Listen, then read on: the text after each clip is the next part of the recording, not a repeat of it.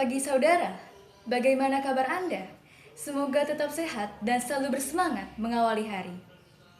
Kembali lagi bersama saya, Livia Ratna Herianto, dari Studio 24 Media, siap menemani Anda untuk beberapa menit ke depan.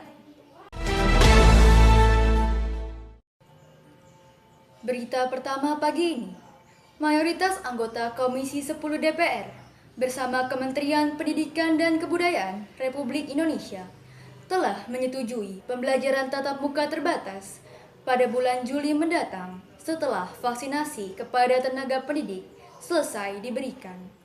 Itu adalah saya mohon maaf kalau sedikit panjang, tapi biar kompak. Dalam rapat kerja bersama Komisi 10 DPR, Nadiem Makarim menyebut bahwa kegiatan pembelajaran tatap muka terbatas sebenarnya telah diizinkan oleh pemerintah pusat sejak bulan Januari yang lalu, berdasarkan surat keputusan bersama 4 menteri. Namun faktanya, baru 15% sekolah yang tersebar di seluruh Indonesia yang menyelenggarakan kegiatan pembelajaran tatap muka. Karena itu, melalui program vaksinasi kepada tenaga pendidikan yang direncanakan akan selesai pada bulan Juli, Nadiem menyebut nantinya seluruh kepala satuan tugas tenaga pendidik wajib memberikan opsi layanan pembelajaran tatap muka terbatas bagi siswa.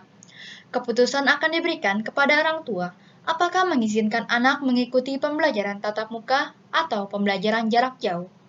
Jika vaksinasi belum tuntas diberikan kepada seluruh tenaga pendidik di Indonesia pada bulan Juli, kebijakan ini hanya akan dilakukan kepada sekolah yang seluruh tenaga pendidiknya sudah melaksanakan vaksinasi sebanyak 2 kali. Makanya kebijakan kita adalah saat langsung setelah divaksinasi, guru-gurunya dalam satu sekolah mereka harus menyediakan opsi tatap muka. Jadi nggak nunggu sampai semua.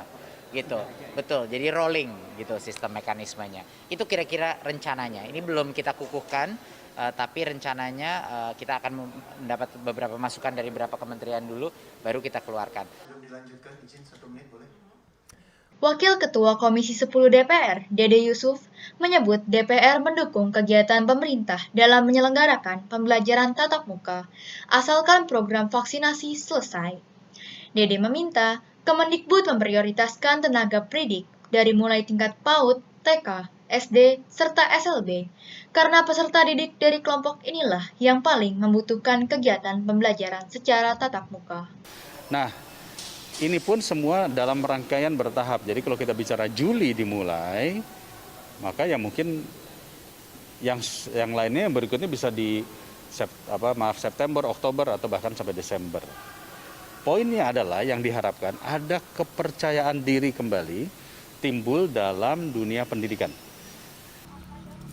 Pemerintah dan DPR sepakat, 1 tahun pandemi COVID-19 telah menyebabkan banyak kerugian dalam dunia pendidikan. Salah satunya adalah education loss akibat pembelajaran jarak jauh yang tak efektif. Karena itu, langkah tegas harus diambil untuk mendukung kegiatan belajar yang efektif bagi peserta didik. Selanjutnya, puluhan petugas medis di Lumajang, Jawa Timur terjebak banjir lahar hujan Gunung Semeru. Mereka terjebak banjir saat memberikan layanan kesehatan keliling di daerah terdampak bencana alam karena tanggul penahan banjir di Sungai Leprak jebol.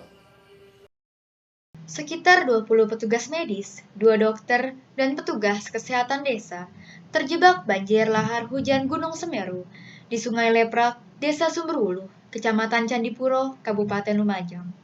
Mereka bertahan di seberang sungai karena akses jalan masih terjadi banjir lahar. Para petugas medis ini sedang melakukan kegiatan program dokter muter atau keliling daerah untuk memberikan layanan kesehatan. Namun saat akan pulang, tiba-tiba terjadi banjir lahar.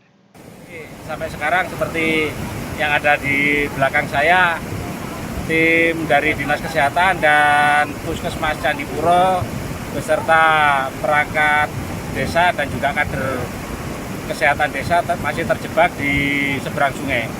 Dimungkinkan 2 atau 3 jam lagi baru bisa menyeberang sembari menunggu surutnya banjir. Kini, semua petugas medis masih dibawa ke pemukiman warga terdekat sambil menunggu banjir lahar surut.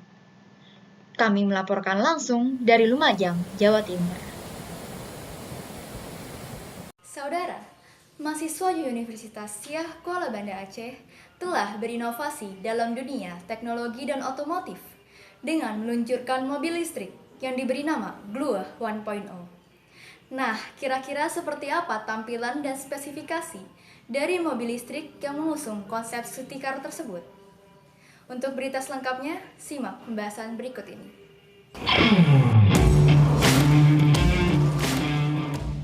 Mobil listrik Gluah 1.0 merupakan karya inovasi mahasiswa Fakultas Teknik Universitas Syah Kuala Banda Aceh yang tergabung dalam kelompok Malam Dewa. Nama Gluah merupakan pemberian dari Rektor USK, Samsul Rizal, yang berasal dari bahasa Aceh yang artinya kancil. Harapannya, sesuai dengan namanya, mobil ini bisa melesat dengan lincah dan kencang.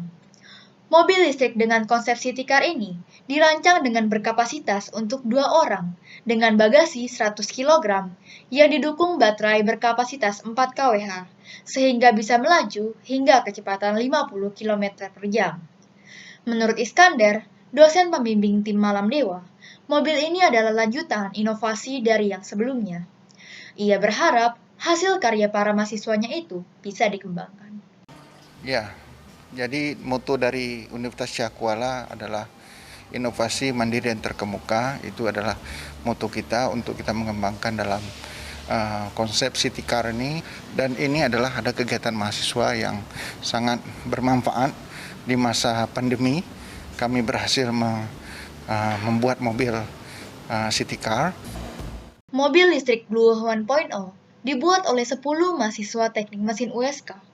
Pembuatan mobil ini memakan waktu kurang lebih 4 bulan, mulai dari perencanaan, perakitan, hingga uji coba, dengan menghabiskan biaya 150 juta rupiah. Spesifikasinya itu ialah mobil ini 2 seat ya, 2 tempat duduknya, terus bagasinya bisa menampung 100 kilo dan jarak tempuhnya 40 km sekali pengecasan 3-4 jam.